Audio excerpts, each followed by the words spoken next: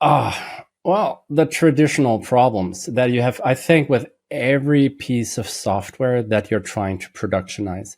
It's fairly easy to build something that works, that solves a problem. But as soon as you put it out into the world, you have a few things. First of all, you need to make sure it's secure. Second of all, you need to make sure that it scales, because if, by all means, I hope for you as a startup, it actually works and people enjoy using it, the next step really is how does it scale? How does it not fall apart under the load of people wanting to try? And the third thing really is observability, being able to really get telemetry, look into what's actually happening.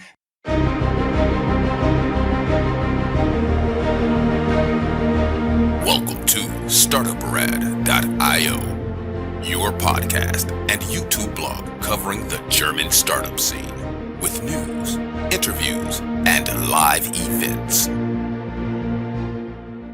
AWS is proud to sponsor this week's episode of Startuprad.io. The AWS startup team compromises former founders and CTOs, venture capitalists, angel investors, and mentors ready to help you prove what's possible. Since 2013, AWS has supported over 280,000 startups across the globe and provided $7 billion in credits through the AWS Activate program. Big ideas feel at home at AWS. With access to cutting-edge technologies like generative AI, you can quickly turn those ideas into marketable products. Want your own AI-powered assistant? Try Amazon Q. Want to build your own AI products? Privately customize leading foundation models on Amazon Bedrock. Want to reduce the cost of AI workloads? AWS Trainium is the silicon you're looking for. Whatever your ambitions, you've already had the idea. Now, prove it's possible on AWS. Visit aws.amazon.com/startups to get started. So, you build a chatbot. Cool. But now your team is stuck, wondering how to connect it to real APIs, make it reliable, or roll it out to 1,000 users. That's where this episode comes in. AWS Dennis Traub walks us through how to productionize AI securely at scale and without breaking your app. We dive into agentic workflows, MCP, and how real startups go from MVP to market. Let's see in our episode today in cooperation with AWS. Dennis Traub is a developer advocate at AWS, focused on helping startups and enterprises to take their GenAI experiments into real-world deployment. With decades of experience in secure infrastructure and developer productivity, Dennis has helped teams across industries automate, integrate, and scale their AI projects using modern cloud-native tools. Today, we talk about model context, protocol, agent-based architecture, and what it really takes to make AI work in production. Dennis, welcome back to Startuprad.io. Oh, thanks for having me again. Totally my pleasure. For everybody who's not aware of this is number 2 of a series of 2 interviews, but actually one of your colleagues would join us as well. So in total, we have 4 interviews with you guys here. Dennis, productionizing AI. Tell us about it. What's the hard truth? What's the biggest gap you see between GenAI prototypes and actual production systems? Well, the traditional problems that you have, I think, with every piece of software that you're trying to productionize. It's fairly easy to build something that works, that solves a problem. But as soon as you put it out into the world, you have a few things. First of all, you need to make sure it's secure. Second of all, you need to make sure that it scales, because if, by all means, I hope for you as a startup, it actually works and people enjoy using it, the next step really is how does it scale? How does it not fall apart under the load of people wanting to try? And the third thing really is observability, being able to really get telemetry, look into what's actually happening. Does it do what it's supposed to be doing? Am I running risks in terms of, for instance, running up a large bill because it does something that I didn't expect it to do? You may run into edge cases that you didn't have in your prototyping environment. So the traditional problems that you usually have when you're building something that was small and you put it into the market. The second thing that very often happens is as well is most pieces of software are not an island. They have to connect to something. They have to connect to third-party APIs or to your own APIs or to customers' internal APIs and data sources. And that can be hard as well, because how do you make sure that the agent then, first of all, securely connects to these APIs, and second, doesn't mess with them, doesn't do anything that it's not supposed to be doing? That is something that you really need to look at. As soon as you run into production situation, you will most likely have security, scalability, and connectivity issues with internal and third-party tools. Talking a little bit here about Model Context Protocol is getting a lot of traction in AI engineering world. What is it, and what does it matter now? One of the big questions that everybody had in regards to LLMs, to language models, when they came out a few years ago, really was there a certain amount of unreliability, especially when it comes to them producing facts. These models have been trained on an incredible amount of data, but they don't really understand the data. So by the nature of how these models work, they don't really know whether what they're saying is actually true or not. They just look whether it matches a certain pattern that they have seen quite often. And that's a really big limitation, because in many applications, in many use cases, it's really important to work with factual data and not with assumptions or with made up information that doesn't actually represent the facts. That can be pretty dangerous. So most people in companies who've been working with LLMs, especially in the early days, ran into this problem. Well, it doesn't really work because it isn't really reliable in what it says. It makes up data. It confuses things and so forth. So there's basically two ways to solve this problem. One way is adding more information to the model, fine-tuning the model, giving it access to a vector store so that it can do a semantic search to retrieve actual data, to basically either double check against actual data or just use this data as part of its process, which is called RAG. Retrieval augmented generation. And I don't want to go too deep into RAG, and I have a very specific opinion of RAG. Not a bad one, but what it actually is. I don't look at it from the perspective of a data scientist. Actually, I think RAG is the second thing, or belongs to the second thing that we can do, which is basically connecting the AI to the real world at runtime. So at the moment in time when I actually use the model, pre-training, fine-tuning, and these things, they all happen before I deploy the model into production. And everything after that happens when the model is in production, when my application runs. And RAG, tool use, and other mechanisms basically solve this problem, connecting the AI to the real world. And that could be a database, that could be a vector store with a semantic search, but that could also be something where the AI can actually act, like call an API to trigger a process or to send an email or do things like that. And the challenge was that every API works differently. Every API has a different authentication mechanism. Every database has a slightly different SQL dialect, and so forth. So all the tools that I wanted to use, starting from a simple calculator all the way to a weather API or to to a third-party a SaaS provider's API or anything.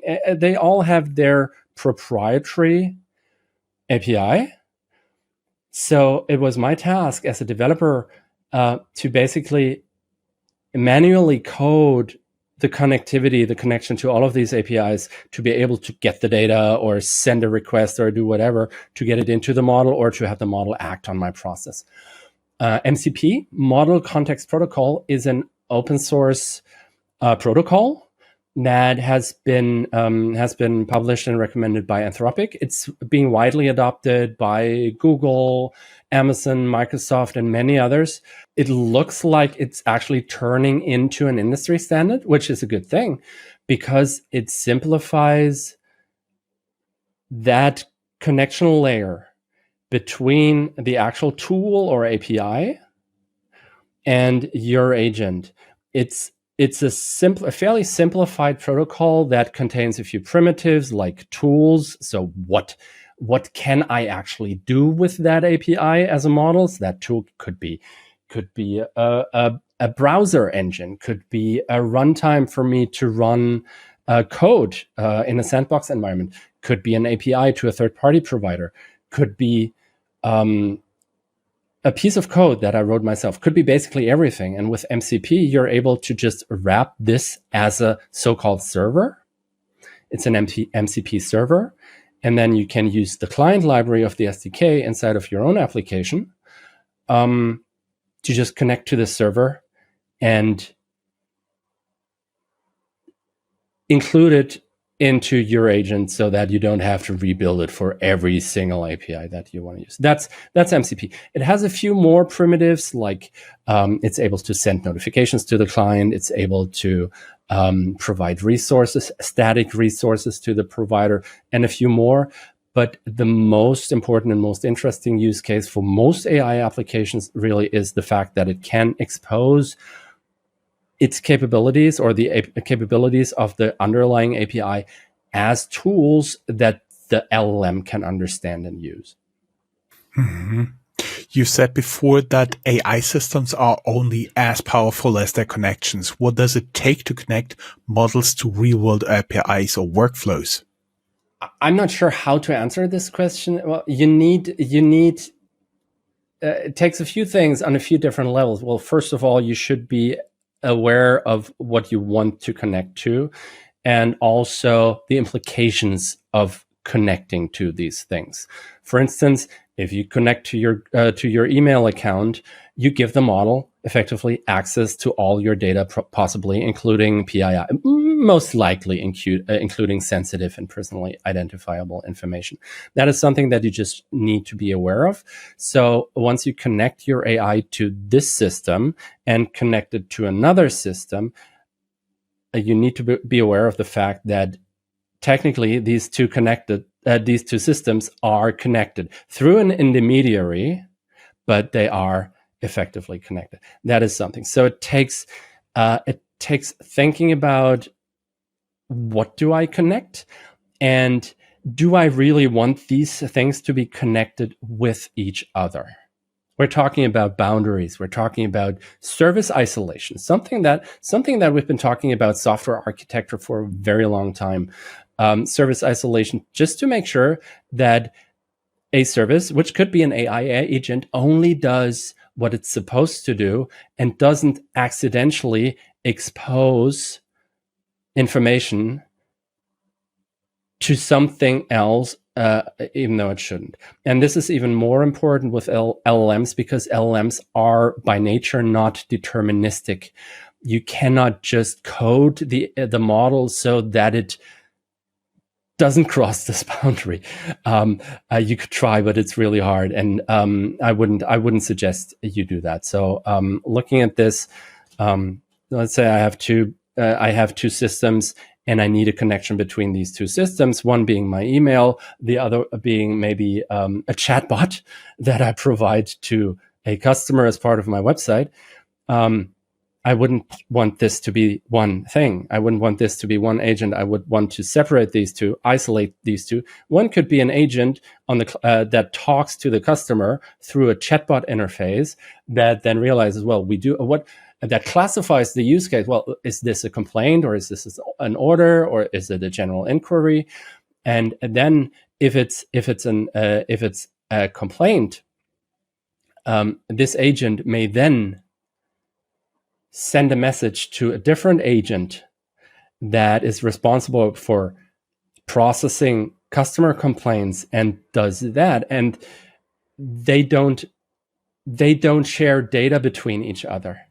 It's more of a handoff situation where the classifying agent says, well, I call the compliant agent, tell them there's a complaint from this customer, and this agent comes back with maybe, okay, thanks, somebody's going to call you, and tells this the actual the agent that's talking to the customer, and the agent tells the customer, well, okay, somebody's going to call you, or could you give me your email address or phone number? Would you like to be called, or would you like to get an email? How would you like us to contact you? So the negotiation with the customer and the negotiation with the CRM with access to sensitive information should be isolated. That is something that I would have in mind from the start if I wanted to do something like this. I'm not sure. Did I answer your question? Well, partially. I totally do understand that we're very, very early in this whole world of AI agents and how the systems work together. And currently, without like global standards, I do believe you can really completely answer that questions. But let's talk about agentic workflows, how they are different from simple prompt chains or RAG pipelines. Sorry, RAG pipelines. Yeah. So RAG pipelines are a completely different beast. RAG pipelines themselves don't actually, well, they actually involve AI in a certain way, but not in the way that we talk about it right now. RAG pipelines are more a data preparation. How do you prepare your data, your siloed information, your customer, your CRM, your product database, whatever you have? How do you prepare that so it can be used in a useful way by an AI? The other thing, prompt chains. Prompt chains can be part of an agent. So first of all, but very often you actually don't even need an agent, but a prompt chain could be enough. A prompt chain just being, you have a fairly deterministic workflow where you send something to an LLM, you get a response, maybe you send a second prompt based on the response, and then at some point the thing is done. The way I look at it is I distinguish between three types of agentic applications, or not agentic, three types of LLM or AI enhanced, generative AI enhanced applications. The first being non-agentic. That are all the use cases where you send something to an LLM and the LLM responds and that's it. Or where you send something to a chatbot. You chat with the LLM responds, and you have a back and forth between the person and the model. That's non-agentic workflows. They can become quite complex and complicated, but they are mostly predetermined. Either they're a loop, like in a chat, or there's a sequence of steps that needs to be done, and this sequence is almost always the same, or maybe has some decisions in between that you can do with traditional conditional steps. The second being, so the first of the three is non-agentic. The second is agentic AI. This is where the AI, the model, actually makes decisions, plans, does reasoning, understands that it doesn't have all the information it needs, asks you about this information, or reaches out to one of the tools via MCP, the tools that it has available to get the information it needs for this specific use case, and is able to adapt the workflow based on the interaction, based on the available information, based on its own reasoning. So very often an agentic system starts by analyzing the task, coming up with a plan, maybe even storing that plan somewhere in a file system as a checklist for itself, using a tool, again, using MCP, for instance, that gives it access to a contained file system where a temporary directory, basically, where it can store intermediate information. So it puts its checklist, its plan in there, and then it does something, and then it goes back to the checklist, checks this thing off, and then it realizes, well, for this, I need some more information from the customer, goes back, chats with the customer to receive this information, and so forth. So an agent basically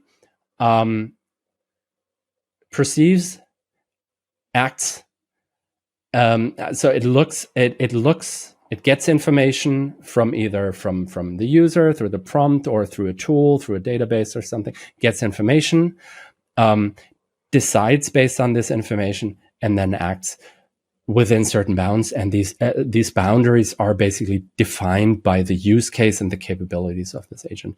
The third, so non-agentic, agentic, and the third basically being multi-agent systems. This is where multiple agents interact with each other to provide for an even more complex use case. This is something that I talked about before, where you may have an agent that interacts with the customer through the website and is able to kick off different processes depending on the customer and what they want. And this agent then communicates with an agent that's responsible for complaints, and another agent that's responsible for ingesting orders, and so forth. Mm-hmm. Mm-hmm. So it can become infinitely complicated. I'm basically thinking about agents as like I think about microservices. Actually, I would say agent is when the AI deviates from simple if this then that rules. Would that be a good definition? Even complex if this and that rules. There are fairly complex workflows that can be deterministically defined, where the entire work process, no matter how complex the process is in itself, is deterministic and algorithmic. So you can do it with step functions, or you can do it with an orchestration engine or something like that. In that case, I wouldn't necessarily use AI, an AI agent. I might use AI, for instance, as a front end to that process that understands natural language. So if I want to have the possibility to use Slack, do anything through Slack, I have an agent in Slack, and I'm able to tell the agent, please do this for me. In the past, I would have to use a very specific command format for Slack ops. And now with LLMs, I can use natural language, and I just use natural language. Then I have the LLM as basically the client. And the LLM is not an agent. It just takes the request and has a list of processes, classifies the request, extracts the relevant information, and kicks off the processes. It becomes agentic as soon as, this thing may have to make more involved decisions, like maybe we need more information, or maybe we have to call somebody. It becomes fairly complicated fairly quickly, so it's really hard to talk about it. But what I'm trying to say really is, don't build an agent for everything. First of all, don't use AI if the problem can be solved without, in a fairly easy way. Second, don't build an agent if it can be done by a simple deterministic workflow, even if it involves an LLM. And don't build complicated. Let me say it this way: if the solution to your problem is more complicated than the problem you're trying to solve, you are probably doing it wrong. If that makes sense. I see. What does a typical production AI stack looks like in 2025, especially for startups that are scaling fast? Well, you need a few things. One is obviously model serving. So you need the model somewhere. It could be locally. It could be something that you do yourself. As a startup, I wouldn't recommend doing that. As a startup, I would really just suggest you use an existing model provider that provides the model through an API. Could be Amazon Bedrock, for instance. We have lots of different models, and the list is growing. We have open weights model like Llama, Mistral, DeepSeek, a few others. We have commercial models like Claude, our own Nova model family. We have now I'm blanking out. We have Cohere. We have many different models that you can use for different use cases. We have many general purpose language models. So you could use Amazon Bedrock to just talk to a model through an API, through a secure API. While it's secure, so you don't have to worry about what does the model provider do with your data. We don't do anything with it. We don't even use it for model training. We just provide the model to you so that you can use it in a secure way, so that you can even build GDPR compliant systems. And so that's model serving. You may need databases, either your own databases, maybe a vector store if you want to do semantic search, but that's advanced. I wouldn't start with that. And you need something that orchestrates the process. So something that basically takes the input, calls the actual language model, because the language model itself cannot do anything. It only takes text, and or depending on the modality. We're talking about language models right now, so it takes text and it produces something based on that text. It doesn't do anything. So the orchestration engine connects to MCP tools, to the front end, to whatever you want to do, and the LLM. And the orchestration framework could be one of the many open source frameworks that we have, like LangGraph is one, or Llama Index is another one. Crew AI is one. Strands Agents, this is one that we have open sourced about 2 months ago, which is model agnostic, even provider agnostic. You can use Strands Agents with models from OpenAI, or directly with the Llama API, or even with OLlama on your own machine. So you need an orchestration tool or engine. You need a model somewhere. You may need a database or some data for the model to work with. You might want to think about primary and secondary models. That's a bit more advanced as well. So primary models is the general purpose model for that does the majority of the work.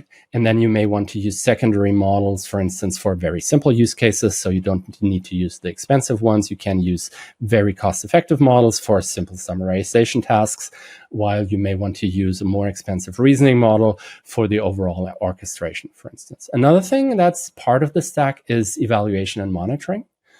And that is something where I really would say, as a startup, you should put that in place as early as possible. Monitoring, I think, observability is self-explanatory. You should be able to see what's happening. And you should also very early implement cost monitoring, because if something goes wrong, especially in a non-deterministic system like an agentic AI system, if it runs into a loop, it may run up a big context that it recursively sends to the LLM, and all of a sudden it becomes very expensive. You wouldn't want that. So please set up cost monitoring very early. And also, I would recommend implementing an evaluation mechanism. Evaluation is basically testing, but for LLMs. So you take a specific model and you have a number of prompts for your system and some data that you get from your database or through RAG or through MCP. And you plug these things together and you test them in different scenarios, maybe with different user inputs, to a point where in most cases you are satisfied with the response. So you reach a certain threshold of reliability of your system to do what it's supposed to do. All of a sudden, a model provider deploys an update of their model, a new version that has been trained on different data or has been fine-tuned in a different way, which could break your system apart because a very important variable has changed. Or Maybe you change your prompts that you use as part of the pipeline, or your data changes, the structure of your data changes. This could all lead to the fact that your overall system degrades in terms of reliability when it comes to the how good the results are. And you can solve that by implementing an evaluation pipeline, so that whenever you change anything, you run a number of prompts or a number of use cases against this system to see if the reliability drops beneath your threshold. And if it does, the test fails and you have to go look at it. That's very important. If you implement something like this as early as possible, just like with testing in general, you will be able to iterate with much quicker than if every time there's a new model update, or every time the data structure changes, or every time you update your own prompts, the system falls apart because you realize it doesn't reliably create the solutions or the responses that I was looking for. And apart from that, well, we were at the question, what's part of the stack? So model serving, data access, and orchestration. Then mostly primary model to start with, and I would suggest just starting with a primary model, then evaluation and monitoring, then maybe a data pipeline if you actually want to use live data that changes over time. But again, that's a fairly advanced topic. And obviously, security and compliance, whenever you use sensitive data, whenever you use proprietary information, make sure that you comply to your internal compliance frameworks, to your customers' compliance frameworks, to legal compliance frameworks. Make sure that you use proper authentication. Make sure that your agent can only do what it's supposed to do, that your agent doesn't have access to your customer database while also chatting on the internet with random people, and perhaps by accident giving them access to your customer database. That's important. Security and compliance. That's part of any production stack, and should be, because these are the basic things that you need to make sure that you don't run into problems, most likely earlier than later. Mm-hmm. How do you guys from AWS support this kind of production-grade AI stack, from Bedrock to step functions to vector DBs? Well, first of all, we have a number of services around the Bedrock family of services, and that is Amazon Bedrock itself, which is, first of all, model serving, where we provide secure and private access to models from different providers, including the current frontier models of most providers, where you can just use models and be sure that your data is not being used for training or doing used for anything else. So we basically run these models inside of our own escrow accounts. They are air-gapped. Everything you send to the model is not stored or reused for anything. It's just sent to the model. The model's basically brought to life, loaded into the GPU cluster. It runs, and then it returns the response. And then the model basically goes back down, and all the data is gone. Apart from the actual model weights themselves, because they need to be used for subsequent calls. So that is one thing, Amazon Bedrock, which provides access to models, including our own family of models, including the capability to actually fine-tune certain models or distill models into smaller models. If you want to use smaller models, basically you want to use, let's say you want to use Llama 4, but you don't want to use the version that Meta provides. You want to distill this into a smaller model. You can do that with Bedrock. Again, very advanced features.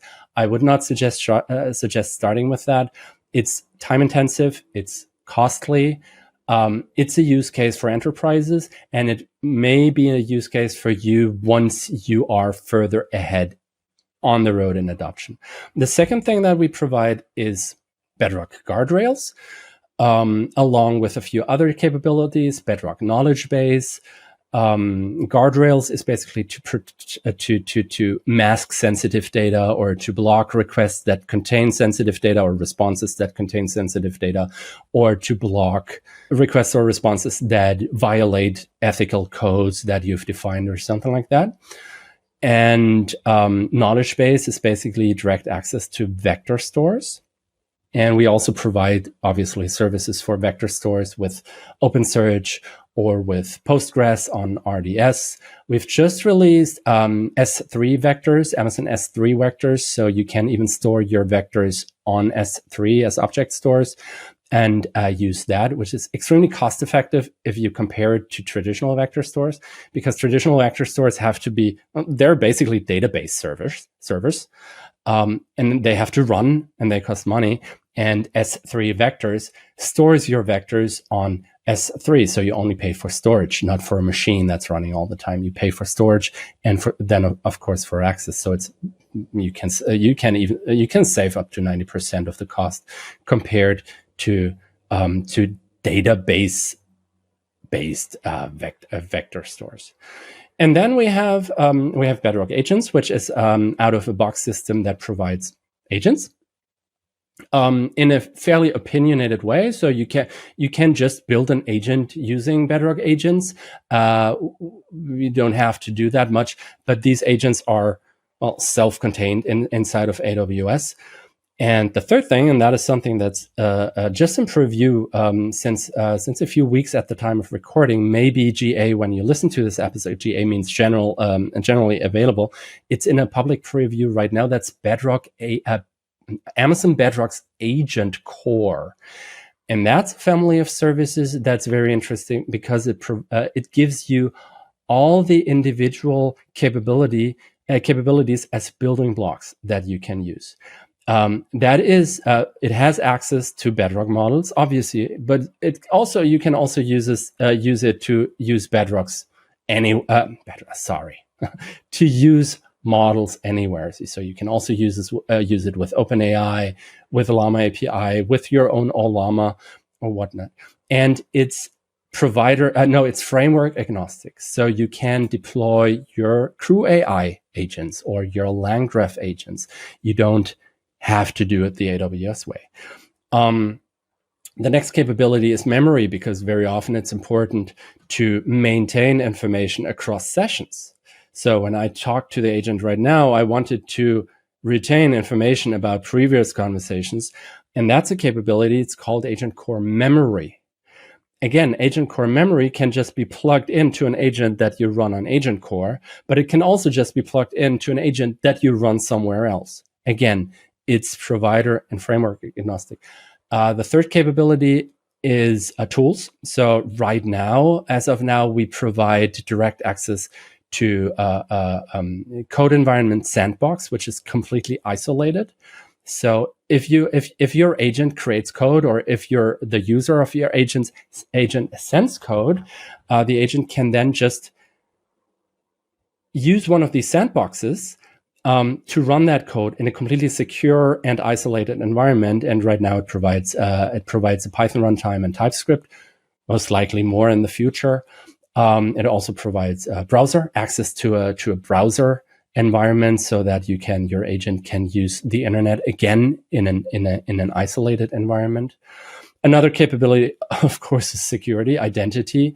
You can do everything, of course, using IAM, identity and access management with AWS, but you can also use OAuth with any kind of OAuth provider, or your corporate identity provider, your commercial identity provider that you're using anyway, to make sure only the people who should access your agents are actually able to access your agents.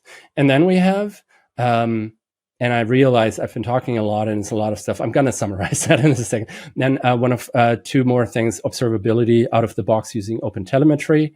So you can use your existing observability stack if you want. And Gateway.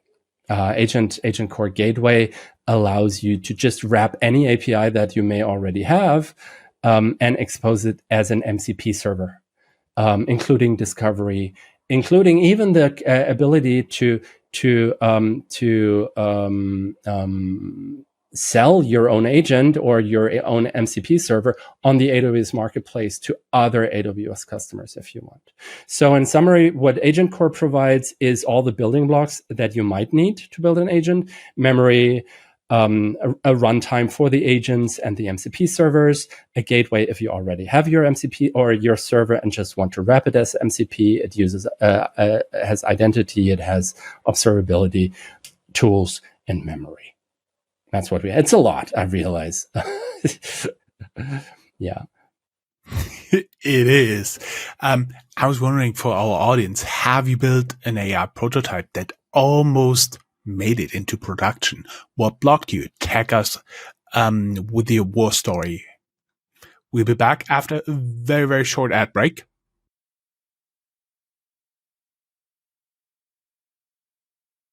Dennis, some startups are using multiple foundation models at once. What's AWS's approach to multiple model orchestration, and how do you manage that securely?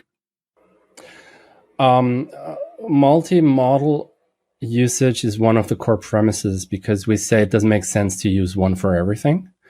Which is why we started Bedrock the way we did in the first place. It's not one model that you can use. It is, you can use models from many different providers with many different capabilities, because in many use cases, you may want to use a general purpose large language model, but you also may want to use a model to create your embeddings or to create images. Could be from a completely different provider. Or you want to use a reasoning model for involved tasks and a much less expensive small model for basic tasks like summarization or classification. And these can be from different providers. Then there's models that are specialized in translation, language translation of languages. There's models that may be specialized in code, creating code. So Bedrock has always, Amazon Bedrock and AWS has always looked at it through the lens of different customers need different things, different models. And individual customers may need different models for different use cases or even inside the same use case. So I wouldn't start that way. If I would just build a prototype, I wouldn't start with multiple models. I would start with one to start understanding the moving parts and how it works and the limitations. But you can certainly use multiple models. And in any kind of production application, I probably would, because that helps me reduce cost, reduce latency, because the larger the model, the longer it takes for the model to respond, to take these things into account. So yes, multi-model, using different models, even from different providers, is certainly something that I would suggest looking into once you have your basic use case down, and once you go into, well, how can I optimize cost? How can I optimize latency? Is there a specialized model that helps me with certain tasks inside the workflow? How do we make sure it's secure? Well, just like everything on AWS, everything goes through the AWS API. So every model invocation goes through the AWS API, which is protected through IAM, through identity and access management. So you can have a really fine-grained mechanism to say who or which service or which third party or which agent is allowed, or which process is allowed to interact with individual models, with individual data stores or tools that you provide. For our audience, I was wondering, what's one tool or pattern that helped you finally scale your AI project? Share it on Threads or LinkedIn and tag Startuprad.io. Dennis, what's your take on LLM Ops or GenAI ML Ops? Is it the same as traditional ML Ops or something new? I'm getting into hot waters when I start talking about that, because it's not the same. So, and I'm not sure if, what did you say? GenAI Ops, LLM Ops, ML Ops. Definitions are in flow. Well, I'm pretty sure there is a definition for ML Ops. And there's probably also a definition for LLM Ops. But the thing is that with the democratization of generative AI since the chat GPT moment, effectively, when everybody wants to build on top of generative AI. There's a new kind of discipline emerging, which sits at the intersection of software developers and data scientists and machine learning engineers. And that's what's emerging as AI engineers. That's the term that's being used increasingly for this, where you don't build the models yourself. You don't even necessarily fine-tune the models and then deploy the models somewhere and run them. You use models. You build applications that use these models and traditional approaches to build an application that has both the intelligence of a language model or any kind of generative AI model and the capabilities of the piece of software you build. So the AI engineer understands how LLMs works, understands the limitations, understands the difference between models, but the AI engineer usually doesn't deploy these models, doesn't build and train these models. That's what happens. That's what the ML engineer does.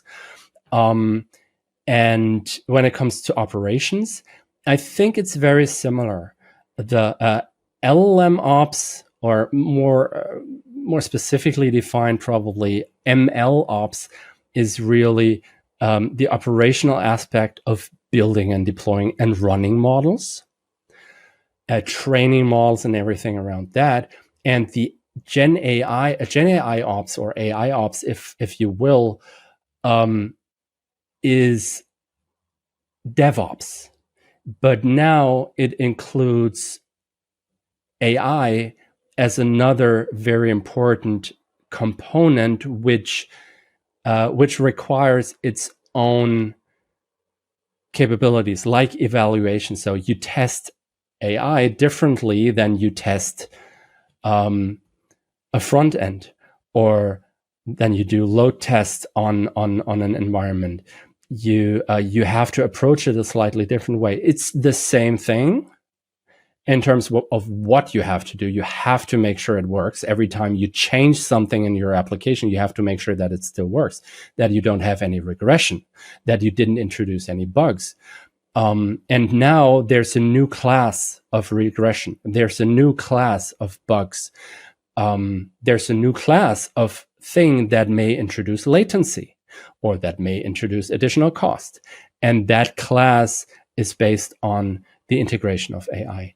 And in my opinion, the operational aspect of this becomes native part of DevOps over time. There are a lot of tools right now. There will be more tools in the future.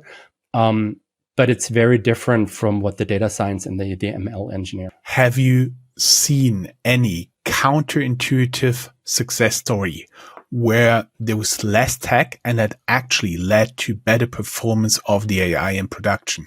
The most counterintuitive thing is something that I see fairly often, really, is when you approach it saying, well, let's do this with AI, and you realize, actually, we don't need AI for this. Or let's build an AI agent, because everybody's talking about agents right now, which is a good thing because it's an evolving space. But you realize, actually, I don't really need an agent because I can simply use an LLM for this. So the most counterintuitive is something that I have seen throughout my entire career in software engineering, is less complex very often is more effective. So whenever you build something, I encourage you to try and to experiment with AI and AI agent. But I also encourage you to not try to just solve everything with AI. And that may be counterintuitive advice, but it has always been sound advice in my experience. Mm-hmm. Last question for us here in the second interview. And thank you for sticking around with me, because we're together here in a session for more than 2 hours now. Zoom out for us, Dennis. What's the future of AI architecture in something like 2 to 3 years? Do you see MCP and agent frameworks becoming the new standard? I have no idea. Literally, I have no idea. If you look back through the last 2 to 3 years since the ChatGPT moment, basically, everything has changed so dramatically. The technology, the infrastructure, the capabilities of the models themselves, the availability, the open source framework, the work that the community is doing, the many startups that are around. Certainly, many still try to solve old problems with new tools, but there are also so many niches where something incredible is actually happening, and there's so much innovation happening. I don't even know. I'm going to go on vacation a week from now for 3 weeks. I don't even know what the world will look like when I'm back. It's really hard. I think agents, well, first of all, AI is not like a flu. It won't go away. It's going to stick around.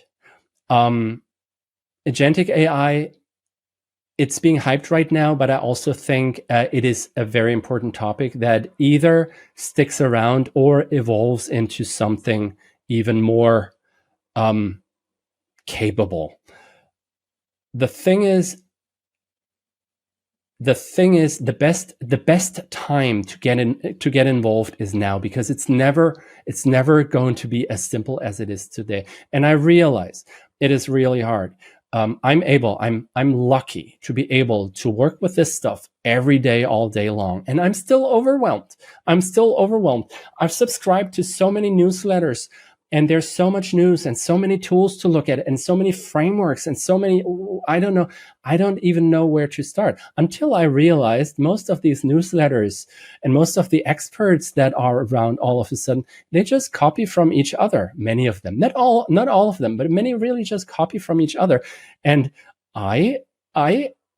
I'm fairly convinced that many of them really are just AI tools creating content on the socials, in newsletters, and so forth. So it's really hard to distill the actual signal from the noise right now. But at the same time, it has never been as easy as today, because it's only getting more complicated. It's only going to be more. So for you, really important is to get started now. And at the same time, try to understand the fundamentals, not necessarily the math behind these models. You don't need a PhD in science or in math or anything. I certainly don't. I'm a developer. I don't understand AI, to be honest. But what I do understand very well by now is how can I use AI in software application? What impact does it have on the capabilities of what I build, but also what impact does it have on the way I work? That's two different levels. And I'm able to do that because I did the work to at least understand the fundamentals of what these models actually are and how they work in terms of their capabilities. So why do they get things wrong? Why do they have what we call hallucinations? Why do they have a hard time doing basic math while being able to talk for hours? So these are the things. And I invite you to listen to Joe's podcast. I invite you to have a look at the stuff that we put out at AWS, to the things that I put out on the socials. Follow me on LinkedIn. It's just Dennis Traub. I think Joe's going to put my contacts into the details. Ask questions, talk to people, figure out how this stuff works, experiment, play around with it. Don't be stupid. Don't connect a random piece of AI to your email. Don't put something out on the internet and then run up a bill because somebody DDoSes you. Experiment in an isolated environment, maybe inside of an AWS account or on your local machine, where everything's isolated and protected. You don't have to worry about external influences and maybe threats. Experiment, play around with it. And at the same time, think about the things that you might want to solve for yourself. Think about the things that you need to do manually every day because it was too hard to automate, or it was impossible to automate, or it was too costly, or you just didn't get around to automating it. Maybe AI can help you with a small problem that you have every day, that you're trying to solve every day, and it bothers you and it's so annoying. That is what I did. And that's how I got started. That's how I learned. I looked at what I'm doing every day, and there's so much stuff that I never got around to doing. And I was complaining about them all the time, and it bothered me all the time. And all of a sudden I realized I can build a small agent that just does it for me. And it doesn't even need to connect to sensitive data, or it doesn't even connect to the internet or anything. It is just a small CLI tool that I run automatically every day, and it takes care of some stuff for me. It pulls some statistics, or it looks if there was some new conversations on Slack that I need to know about. And these are the small things that I built, and by building these small things, I learned how they work. I learned how they fail. I learned about all the things that can go wrong, and then I started being able to build larger things, to build more complex applications, to build actual agents, actual agentic systems that I now run for more and more things. I have to admit, though, I'm not running anything in production because I'm not building production software anymore. I haven't for a few years, unfortunately. But the great thing is, in my role, I get to experiment with that stuff a lot. Dennis, awesome last words. Thank you very much for being such a good guest and telling us so much about AI and AWS, how they're working together. Thank you so much for having me. It was a great time. Thank you.